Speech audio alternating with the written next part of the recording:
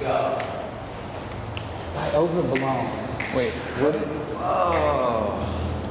Overblown. What is that? Ooh. Can you use a different word? Yeah. Oh, that's the exact right word. Yeah, I think I just somewhat agree that it's blown out of proportion because I think what happens with social media is a group of people coin a term and now we're all painted by it. Like we are not in like a post, I don't know, like culture world, you know, like women are being catcalled every day. And so like men are still, I think, seen or experienced as like a predatory presence to women. So like that's why I just don't think it's like overblown. I think it's new.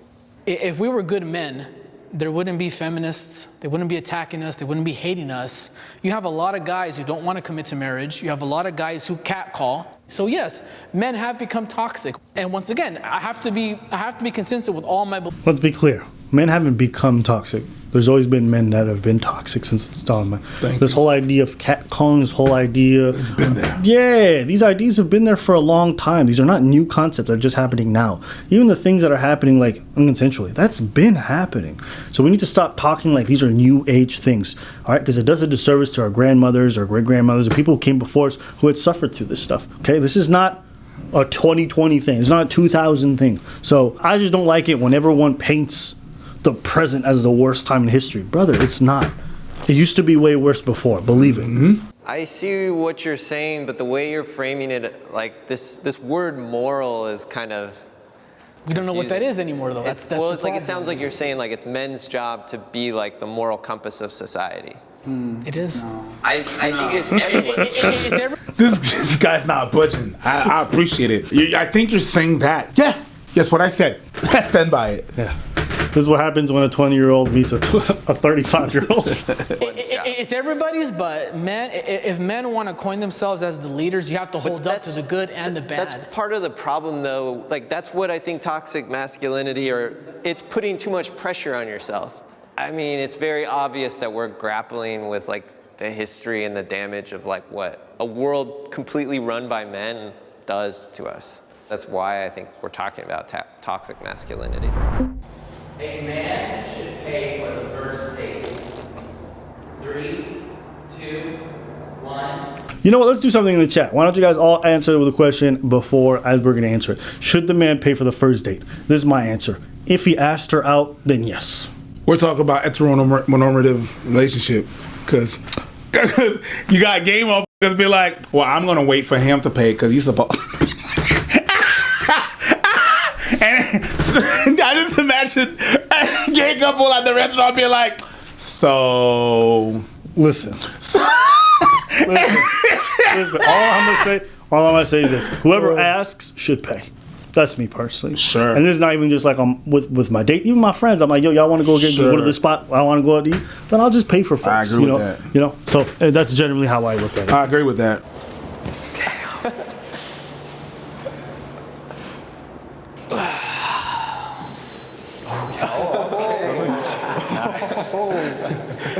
I like the way the old school ways work. They did work. We just messed it up.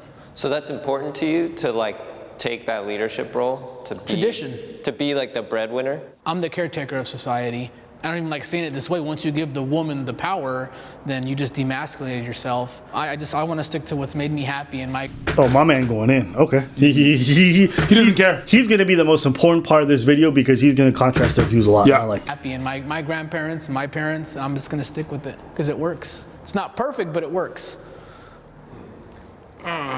Be a man, plain and simple. I don't know. I think we're just getting in dangerous territory when we start talking about chivalry. At the end of the day, it's like, yo, baby, if you want to pay for this, like, there is no hierarchy here. Like, why? No. You could make a good choice, but when you went, hey, baby, if you want to pay for this, hey, baby, if you want. I like the point, but the way he said it was a bit. Baby, if you want to pay for this, if baby, if you want to pay for this, pay for this, pay for this, pay for this. You a strong woman, so if you want to pay for this. You could pay for everything. But you didn't see the way he tucked in his chin like this? He was like, baby. And he changed his voice. He went, baby, if you want to pay for this. He was in a situation right there. He placed himself in the thing. But I understand. I see what you're saying. Like, what we're trolling. Baby, if you want to pay for this. Baby, if you want to pay for this. And then get this. I know what you want. If you want to pay for this, pay for this. Maybe next time I'm like, I just got a check, so I'll pay for it. Wasn't this the first meal though? You Yeah, said? the first one. Okay, you only get one chance to make a first impression.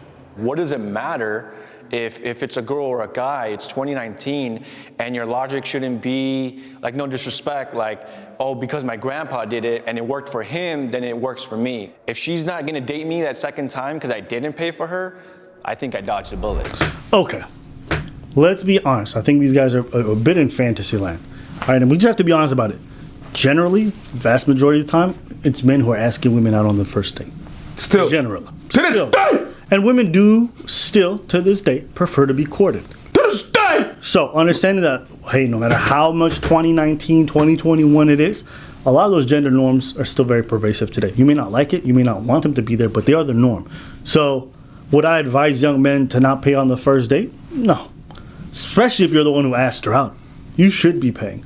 It makes no sense to be like, you want to go to this restaurant I like? Yeah. It's on you, baby. What? It was your idea. You made the suggestion. So just think about that. Today's video is sponsored. Oh, wait. All right. You already know. Okay, we're ready. Today's video is sponsored by BlueChew. Say it with us now, BlueChew. It's time for you to gain more confidence and longer lasting experiences in the bedroom with BlueChew tablets, okay? You deserve better. She deserves harder.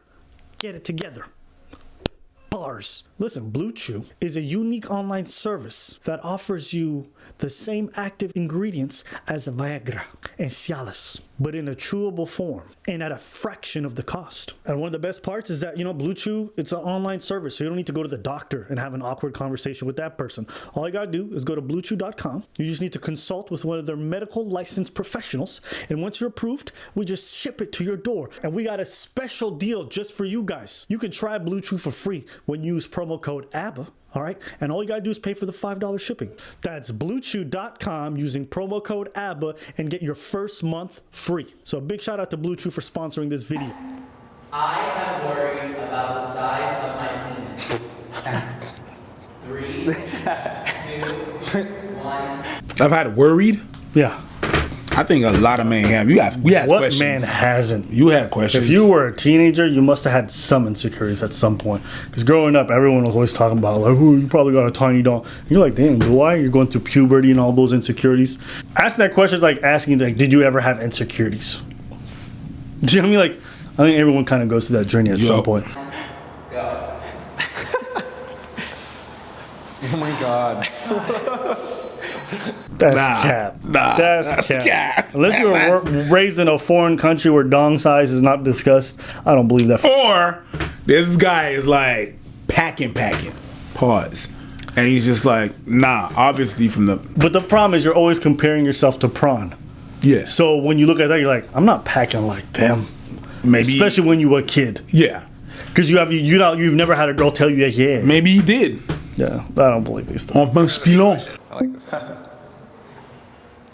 It's just a normal thing to be worried about, like when you're growing up. Like you're like, am I normal?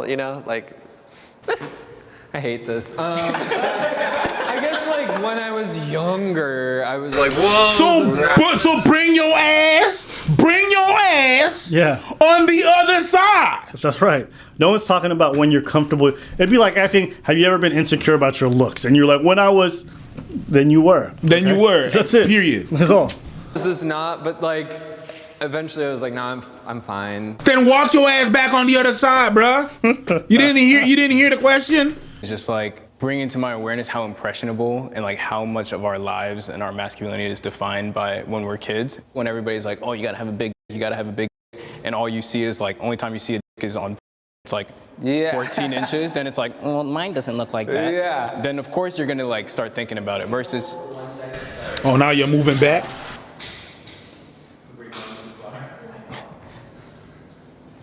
I'll actually change my answer. All right.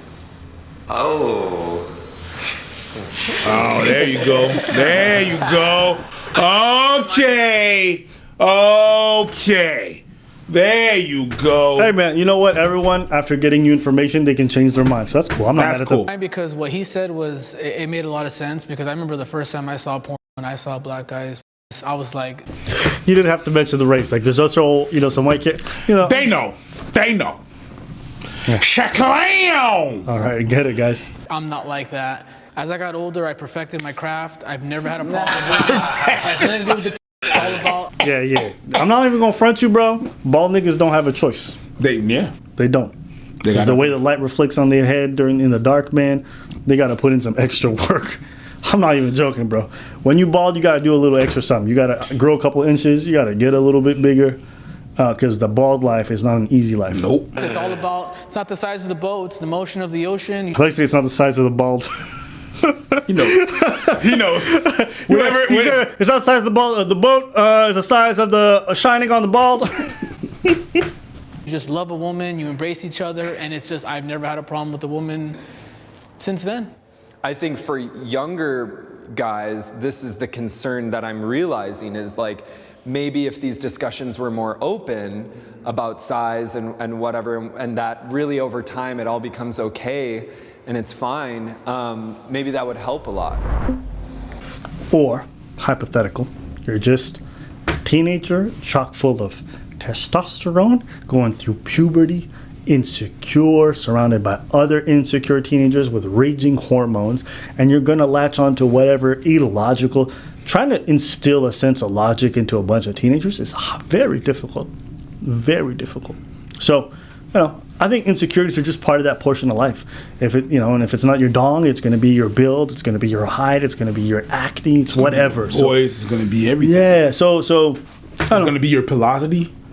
The only thing you could do is just let them know that it's going to be okay and try to give them some of that. But they're probably still going to be insecure. It takes time to build that kind of confidence in yourself. There's no way we're ever going to get a point to society where teenagers come out with like ultimate confidence. Yeah. Yeah. I support the MeToo movement. 3. Leave your comments below. But I would say I would agree. 3, 2, 1, go. Be real. Be real.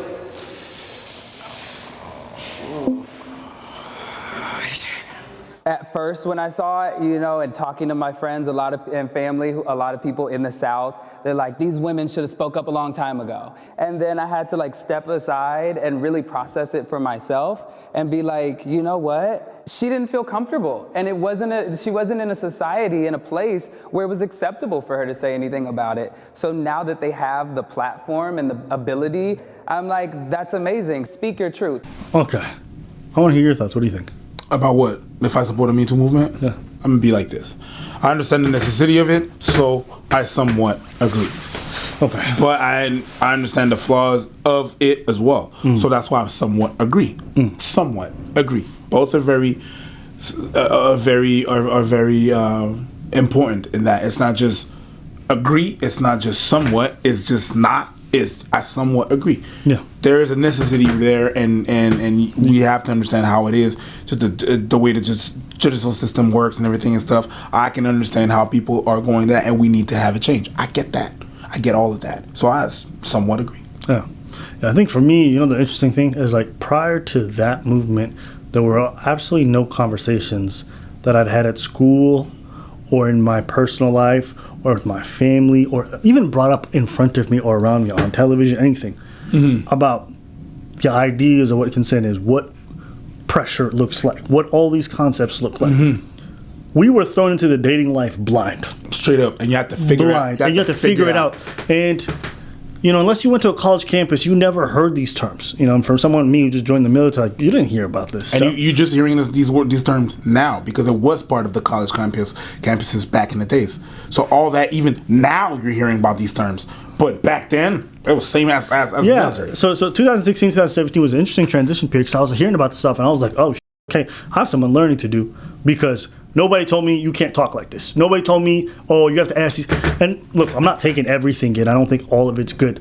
But it was an important thing just to make us realize that there was a separation between the two genders in regards to what happened in the bedroom. And that was a problem. It was very much so. And I think it's good for us to be able to learn from those. Now, of course, much like Preach, there's certain aspects of it I'm going to disagree with. But I don't think it invalidates its necessities. And it brought to light the very strong fact that we don't talk about stuff in the bedroom.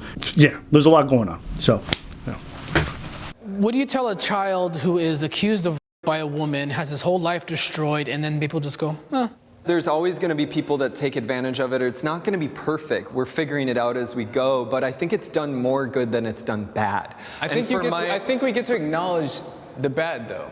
Like I think, like of course. That's why I'm doing like this thing is like for us to say like, oh, he did that to me, and all of a sudden now we've like vindicated that guy is like vilified. Like there is no chance of like him having a say in the conversation. Trial by mob is not good. Like this mob mentality is bad. I agree with that, but I don't think that's exclusive to the Me Too movement. But we're using it right now to say, oh, that person is bad. Oh, f that person. There's no further conversations being happening. If it's a movement to say, yes, okay, this hierarchy we've created of men and women, which is a result of the way men are expected to act, that women are expected to act. Let's have those conversations and everything changes, and I'll be over there all day.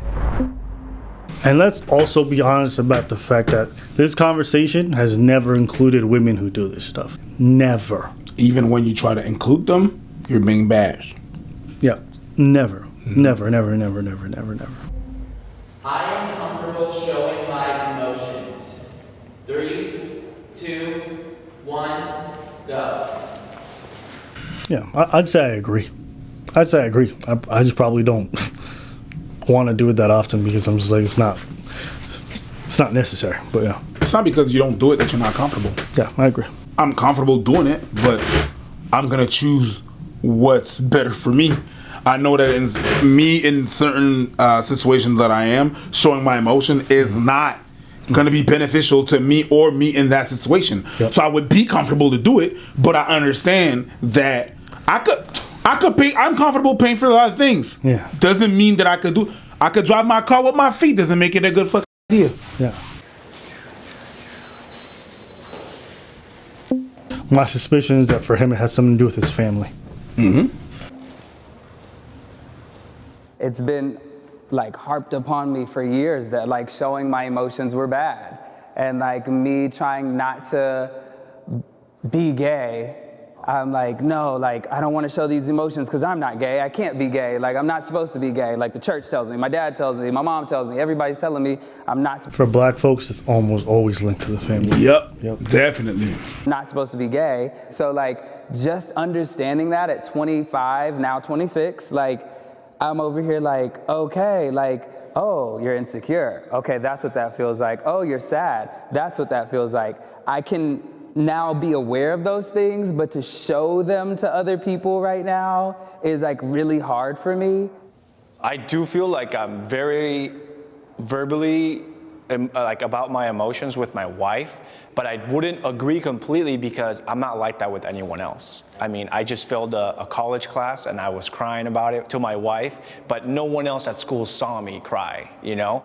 I specifically texted my... There isn't something necessarily wrong with that, in my opinion. You know, like, I don't think every emotion that you feel necessarily has to be expressed in public, nor do I think it's a good thing. You know, there's a word called privacy. You know what that's for? Private things. And some emotions are fine kept in private. Right? The same way there's certain things that I would say about my future wife that I might not say in public, but I would say them in private, right? That's not me being unable to show my emotions. It just means I know how to sequence certain things for certain environments. I'm not going to tell you guys my social insurance number. That's not me being a secretive person. That's me understanding that certain things are best kept in certain areas, right? There's a difference between being comfortable and not being your business. Yep. It's none of your business. Yeah. It's not because my doors are not open that I'm not an open person. It's just my house. I want to keep my door closed. This is a private place. Specifically texted my wife, make sure the kids are asleep by the time I come home, because I just knew I was going to be like, as soon as I stepped through that threshold to my house, I was just going to let go, and I didn't want them to see that. But like the next day I sat down and I had that conversation with them. Like, hey, I just want to let you guys know, you know, your dad didn't pass this class. And they're like, oh, are you okay? And I'm like, yeah, of course. You just cry in front of your kids, man. I remember like seeing my dad cry for the first time when his mom died. And I remember like imprinting that in my mind as like, wow, you know, like my dad can be upset. And that was like an important thing to witness. It's reality, emotion. Yeah, it's real. I was raised by two parents that I never ever saw cry. The effect that that had on me was by the time one of them passed away very suddenly, I didn't really seem to be affected at all. So I've actually had to do a lot of therapy on that. This thing about masculinity not being able to show your emotions is very bad. I think the part about the parent crying a lot. Emotion is not just crying, but I see what you're saying. Yeah, Whatever. yeah. I think people always link it to that, and I think that's already an interesting conversation in and of itself. Yeah, because when you say you're emotional, oftentimes is you're crying, yeah. but it's not that. It's not that. If someone's like, "Yo, shit it," you're being emotional right now. Yeah, if they celebrate you, that's them being emotional, right? Right. If they're angry with you, that's them being emotional. People don't recognize those, so it's important to recognize that. I think they're basically saying vulnerable. Yes. Okay, I think that's probably the word that they're looking for. Yeah. And I'll say this: I don't have an issue with having seen my dad cry, but I think if I would have saw him cry a lot or often, I probably would have had an issue with it, because that's the person who I lean on, right? That's the rock, the pillar. If they're always in emotional distress or consistently in that, I don't think that's a stable spot, me personally. Now, of course, to each their own. I'm not trying to say that if you do that, it's a problem. Live your best life. But I don't think it's a good idea for me as a man, if I was to raise kids, to be constantly crying in front of them. They got to lean on me. They have to look at me as their father in terms of like that sense of authority. Yeah, of course, we're going to have a very close relationship. But, okay, I'm going to just take this because I'm always used to this. Like, leadership positions, military. If you constantly saw your leader in distress or crying, you question their leadership. Subconsciously, you will. Unfortunately, that's the way it works. That's why when it comes to these kind of things, they often go to other leaders to do that in front. If you do it in front of your soldiers or you do it in front of your platoon mates, like, yeah, guess what? They're going to look at you differently. They're going to look at you differently. If you don't succumb to emotions, like whether it's always being angry, lashing out, crying, if you're very stable, it shows a certain sort of stability, right? Yep.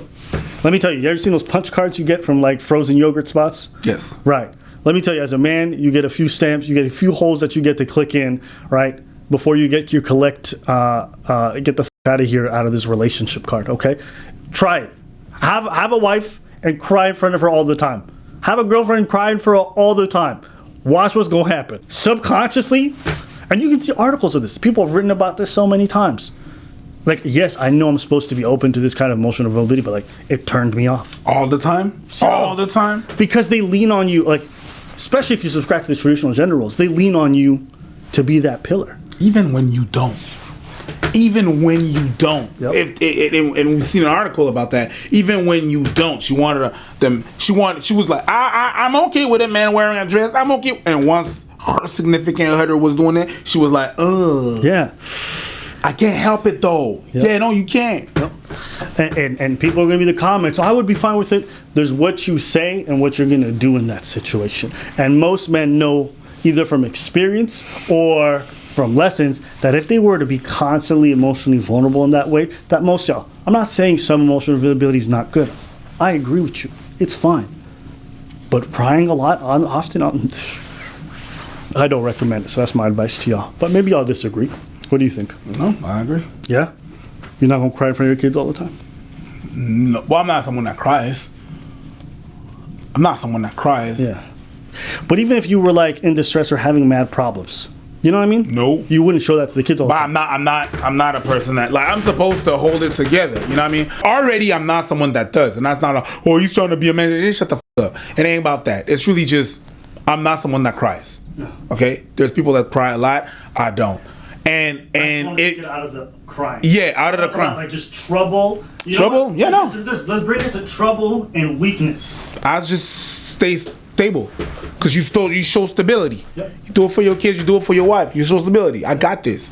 Doesn't mean that at some point you need. Yeah, you could show something, but you have to choose when you show your emotion and where you show them. That's it. Because at the end of the day, you have to show stability. It shows a certain stability. Doesn't mean that you have to hide it. At some point, I could have conversation with my wife, be like, yo, I feel like this, I feel like that, I feel like whatever. It doesn't change that. Yeah. But I'm not always gonna show it like that. Man's bad is bad. No, at some point I gotta think about what's going on and what I gotta do to make things better. You understand what I'm saying? So yeah, I'm gonna have to sit down and talk about my feelings all day, every day, no problem. But I'm not someone that cries. When I need to cry, I will. That's not even a problem. It's not like, oh, I'm crying. I'm not gonna hide. Yeah. I'm not gonna hide in the bathroom. If I need to cry, I'm gonna cry. But No, I'm not gonna use that every time. Not using, but I'm not gonna cry all the time like that in front of people and be like, no. Sometimes like, let's get done. It got to be done here. I agree. Hey, listen. What do you think? Let us know. What do you think about crying? Not even just crying, just emotion and being vulnerable. All of that. You know what I mean? Subscribe. Comment. And yeah, share. Also, shout out to Jubilee. This is a good video. True. That was a good video. Good job, Jube.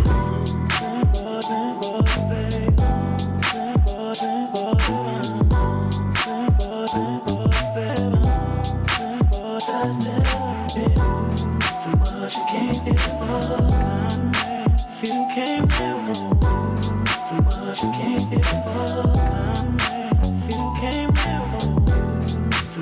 can't